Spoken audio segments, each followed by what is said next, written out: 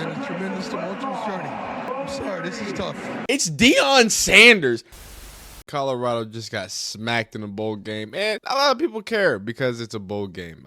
Even the haters don't really care because it's a bowl game, but I care because I like bowl games. So I was sad to see what happened. I was sad to see, Shedeur Sanders, Travis Hunter, and some of these seniors, kind of risk. I don't want to say their career because I think it wasn't that big of a dealio, but definitely risk some injuries, risk some draft stock to be out there just to look awful. Like, let's be honest with you. Everything now, if you look at the score, you might be saying what I'm about to say is stupid, but I think the defense played well. Regardless of all that, no one really cares. Again, it's a bowl game. So what we're going to listen to is the exit press conference with Deion Sanders. We'll have more videos going into depth more about reflection, but man, I appreciate y'all watching these videos. So if you like it, dislike if you don't like it, we'll just take a listen to what Deion Sanders has to feel at the end here. All right. Coach, I know you guys are big competitors and everything else. You talked about your relationship with Cam and Shedeur yesterday. Mm-hmm. How do you try to, I don't say minimize what just happened, but try not to have that overshadow the journey and everything else you guys have accomplished in 2 years? It won't. That's a wrap. It's over. They on to the next. They're gonna have tremendous careers. They're gonna move on. They flush it. They may analyze on the way home. I know Cam is going to think about it, then he's going to think about plays that he made or plays he didn't make. But they're going to flush it in their own to relax a little bit first and foremost, and get their bodies back right for preparation for combines, pro days, and I think Cam is going to East-West game, so he has to stay focused on that as well. Question middle.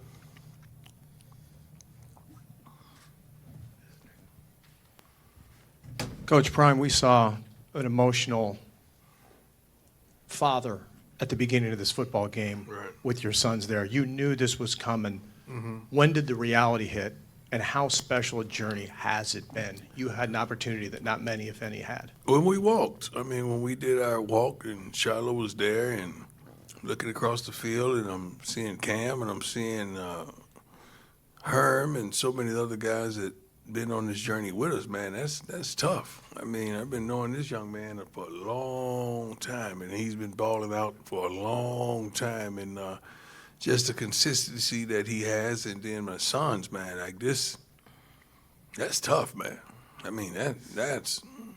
That's tough to know that that's it, and that walk won't happen again. That's tough. We've been doing this for a long time.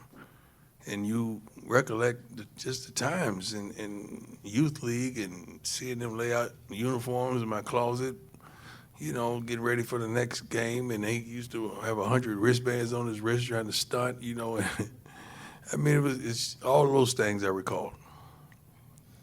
Middle, then front.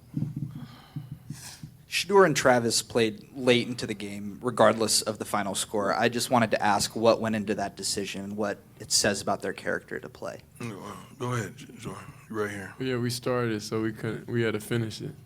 That was simply it, no matter what it was. If it was the other way around and we was up, we were still going to play regardless. Front row.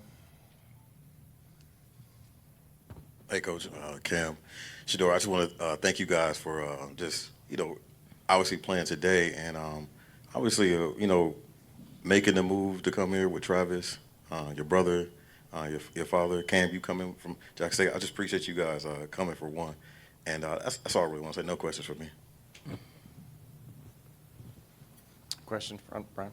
Nigga, question to cock gobble. I've got two questions for Shedeur. First off, can you allow yourself to feel some of those same emotions your father's talking about, or are you too much of a competitor to, you're mad about what happened out there tonight?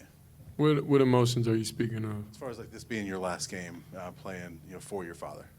Yeah, the reality and all that hasn't kicked in yet, so we're just focused on, what happened out there and how to fix it and go in the off season and know how to prepare and get back healthy. And the second question for you is you talked this week about trying to figure out that BYU defense and how tough it was going to be. Obviously, they were really good tonight. What was it about their defense that was tough for you guys to figure out? Well, we started to identify and we started to get the rhythm of things, but we just wasn't connecting overall, and that's what stopped us overall. I want to talk about something. I want to talk about something serious, and this will be a separate video. I really do think that, and shout out to Flemlo Raps, the Flemlo Raps, man. He has a saying about going back to college for an extra year. If you watch a lot of his college football content, and I think that is similar about bowl games. Like, it's all cool, and everyone wants to be mad at Cam Ward, but forget about injuries. I think Shador Sanders just looked like a worse quarterback against one of the better defenses in the Big 12, one of the better defenses in the nation. To be honest with you, if you've been keeping up with BYU, that's a really top tier defense that has a few NFL players, especially when it comes to the defensive line. They were giving him problems, and they weren't really sending.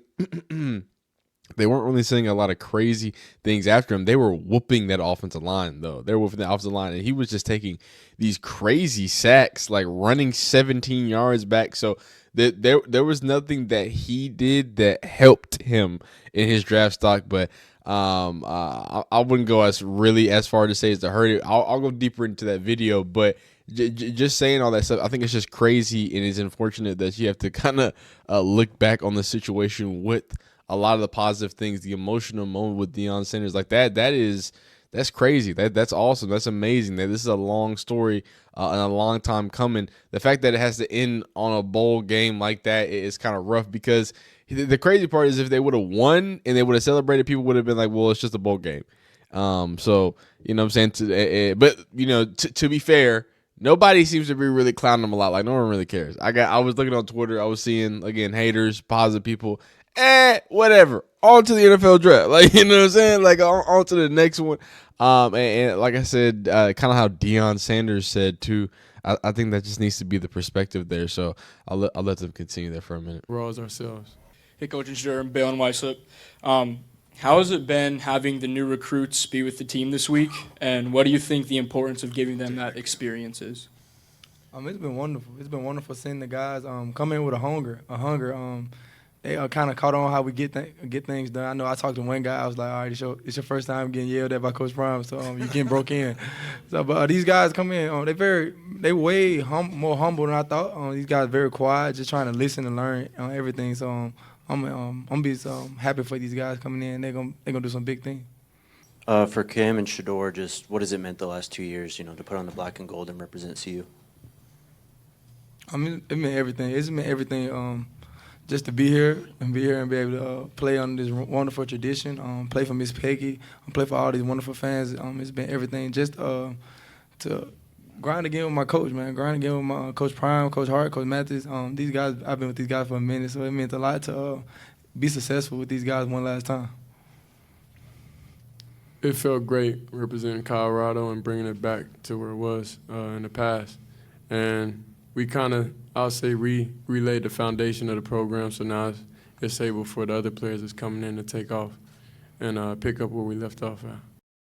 I want to speak on that because there's a lot that can be said. You can say overhype, underhype, yada, yada, yada about Colorado.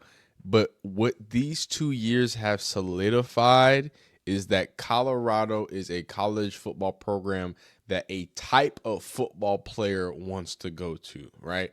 And a good football player, an NFL caliber football player, right? Now that might be different sights and sounds, right?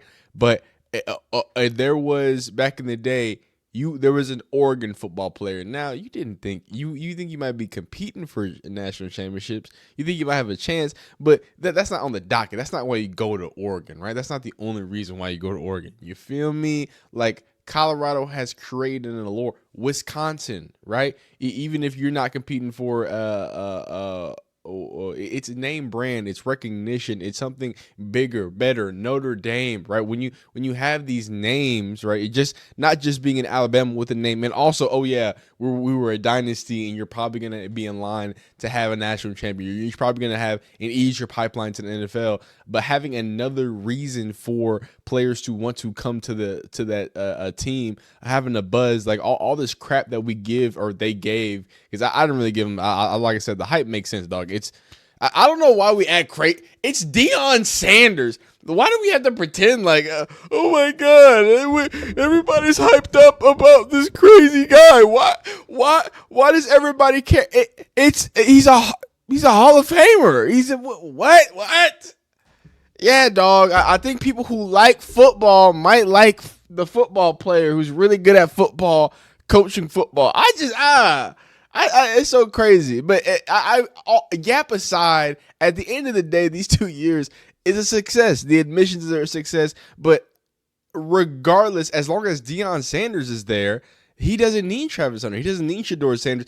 And now he really doesn't need a 10-win season or anything like that. He can start building a program. He had transplants and things like that. Now, what pressure is on Deion Sanders now? I don't understand. He has to completely reset the team. Let him reset his roster with a complete new set of guys.